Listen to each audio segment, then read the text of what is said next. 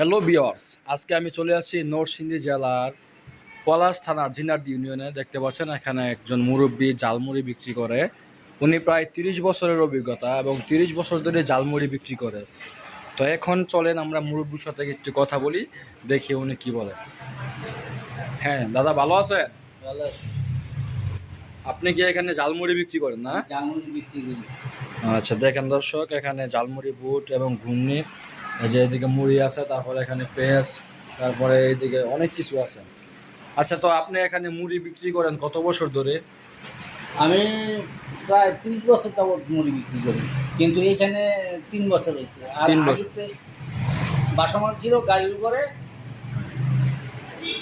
যাই হোক দর্শক, উনি বাসমান আগে মুড়ি বিক্রি করতো, এখন একটি দোকান নিয়েছে। দোকানটি হচ্ছে জিনারদি ইউনিয়নে এবং জিনারদি বাজারে। যারা রাবান ঘুরতে আসেন তারা অবশ্যই এখানে আসবেন এবং মুড়ি খাইবেন।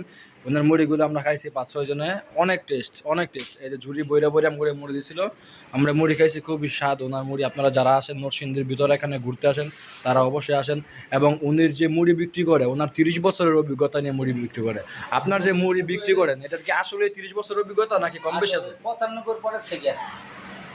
দেখেন ভিউয়ার্স, 95 পরে থেকে এখনো পর্যন্ত মুড়ি বিক্রি করে।